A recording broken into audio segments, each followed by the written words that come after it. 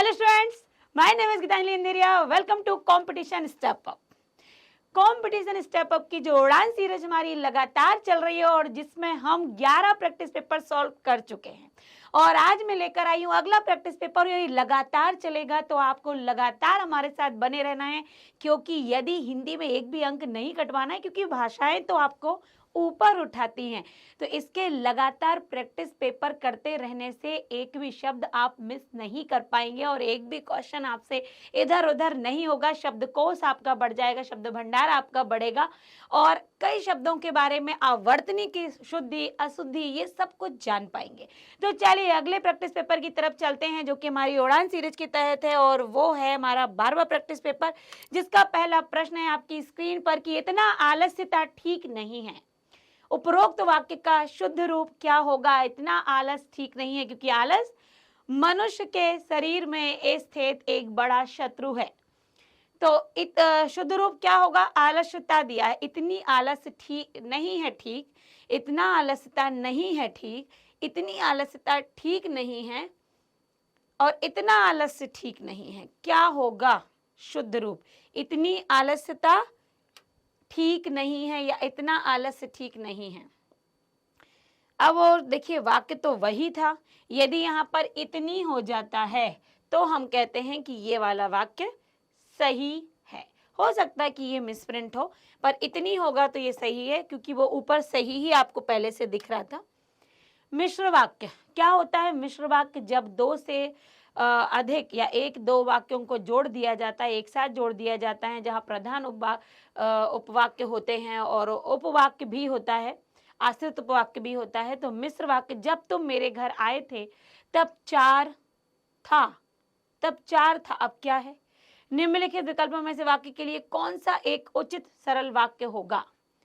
4 बजा था, यहाँ पर ये होगा तब 4 बजा था या तब 4 बजे थे। तो देखिए, घर 4 बजे तुम मेरे आए थे, घर आए तुम 4 बजे मेरे थे, ये दोनों ही आपके गलत हैं।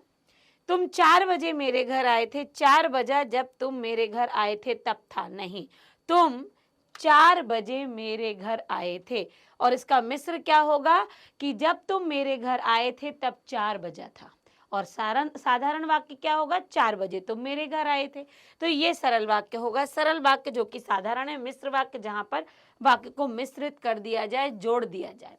निम्नलिखित वाक्य के रिक्त स्थान में सबसे उपयुक्त मुहावरा क्या होगा? वह बिना कारण ही खालिस्तान है। अब यहाँ पर जो खालिस्तान है, यहाँ पर कौन सा मुहावरा उचित ठहरेगा? वह बिना कारण ही बाल बाल बचना है, बिल्कुल नहीं। वह बिना कारण ही मक्खी मारता है, वह बिना कारण ही भूत सवार होता है, वह बिना कारण ही मुंह फुला लेता है। कोई कारण ही नहीं है और क्या हो गया? कोई कारण ही नहीं है और वह मुंह फुला लिया। मक्खी मारना तो नहीं होता, जो फ्री बैठता है वो मक्खी मारता है, बिना कारण के लोग मुंह बना लेते हैं। तो इसका मुहावरा यही उचित होगा। निम्नलिखित में से कौन सा शब्द अनेकार्थी शब्द है? परिवार, अंक। अनेकार्थी आप समझ गए, जहां के एक शब्द के कई अर्थ निकलते हैं, पर्यायवाची नहीं।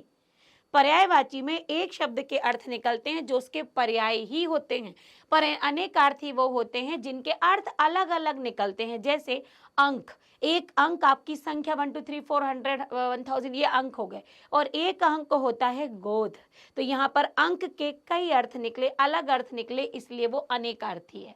तो यहाँ मैंने आपको जैसा कि उत्तर बता ही दिया है, कबूतर, दोस्त और परिवार वो हैं जो कि पर्यायवाची इनके मिल सकते हैं पर अनेकार्थी नहीं मिलते, किंतु अंक जिसका अंक भी होता है 1 2 3 4 और गोद भी होती है, तो अंक शब्द अनेकार्थक शब्द है। आपको अनेकार्थी और पर्यायवाची में अंतर पता होना चाहिए। निम्नलिखित वाक्य के रिक्त स्थान में सबसे उपयुक्त मुहावरा क्या होगा? जेठ की गर्मी खालिस्तान जैसी होती है। जेठ की गर्मी अंगार बरसने जैसी होती है, अंधकार जैसी होती है, ठंडी जैसी होती है, सर्दी जैसी होती है। जेठ की गर्मी आप समझ गए, हिंदी के महीनों में चैत्र, बैसाख, जेठ, आषाढ़। तो ज्येष्ठ का जो मई का समय होता है, उसकी गर्मी कैसे होती? अंगार बरसने की जैसी होती है, जैसे कि किसी ने, आप जमीन पर पैर तो रखिए, लगता है कि नीचे अंगारे ही बिछा दिए गए हों। तो ये बिल्कुल सीधा सीधा है, बस हमको पता होना चाहिए कि किस गर्मी की बात की जा रही है। जेठ की गर्मी अर्थात हिंदी के महीनों में ज्येष्ठ जिसे हम बोलते हैं, उसकी गर्मी तेज कड़ाके की गर्मी पड़ती है। निम्नलिखित में से कौन सा पत्र का अर्थ नहीं है? मुख्य, पत्ता, पत्रिका, चिट्ठी।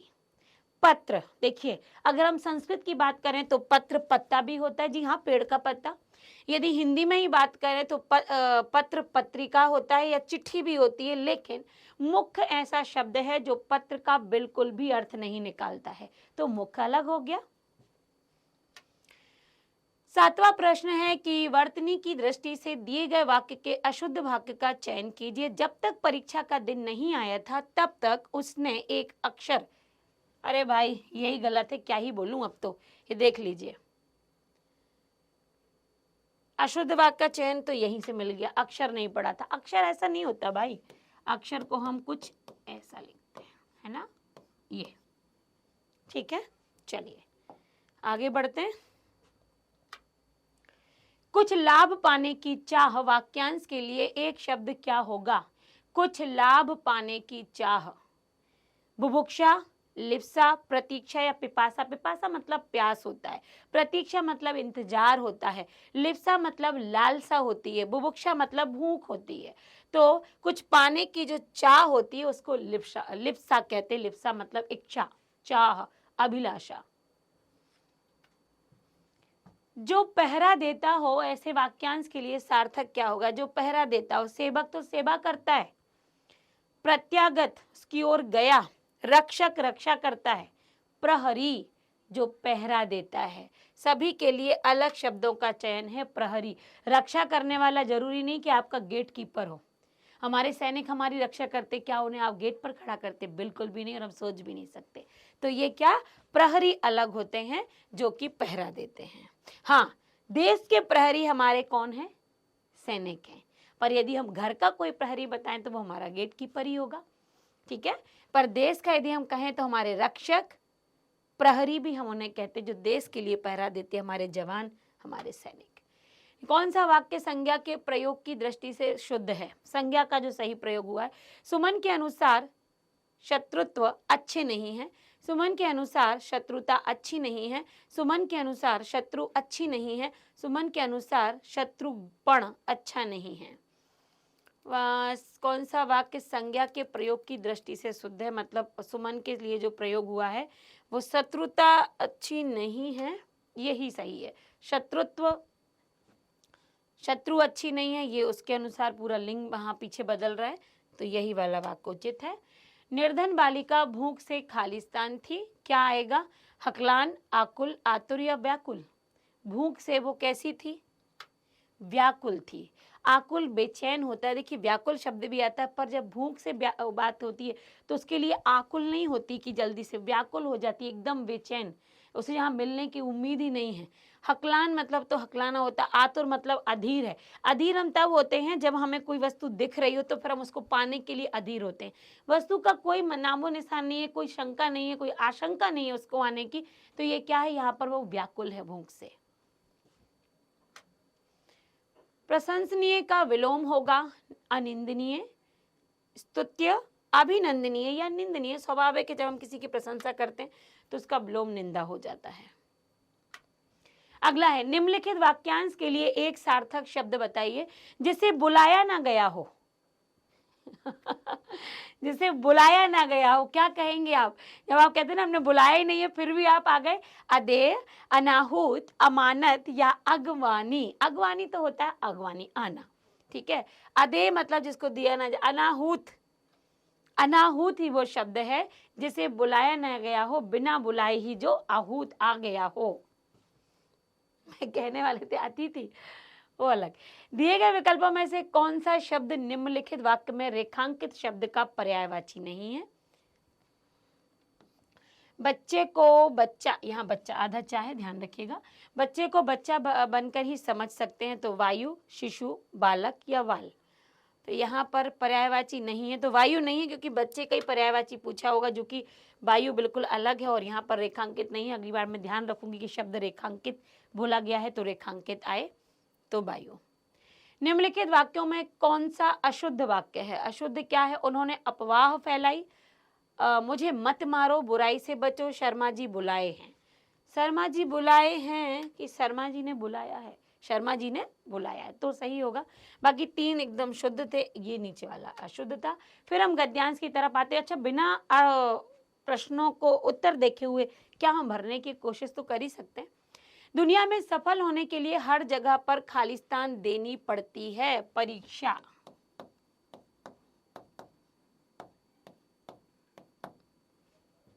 परीक्षाओं की खालिस्तान बहुत पुरानी है।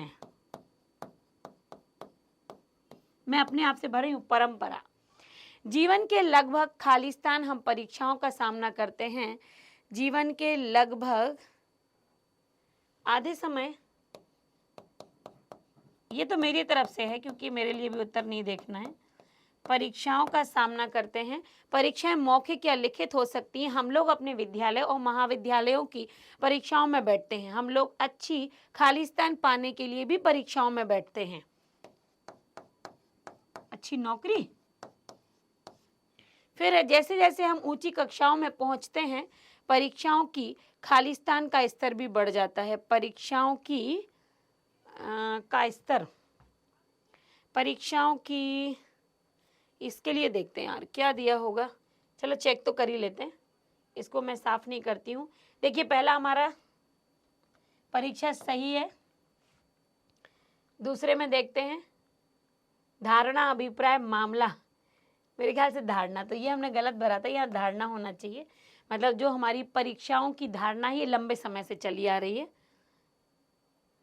फिर है तीसरा, हर क्षेत्र में, आधे समय में नहीं, हम अपने जीवन के हर क्षेत्र में परीक्षाएं देते हैं। और फिर हमारा जा रहा था मेरे ख्याल से नौकरी, यस नौकरी।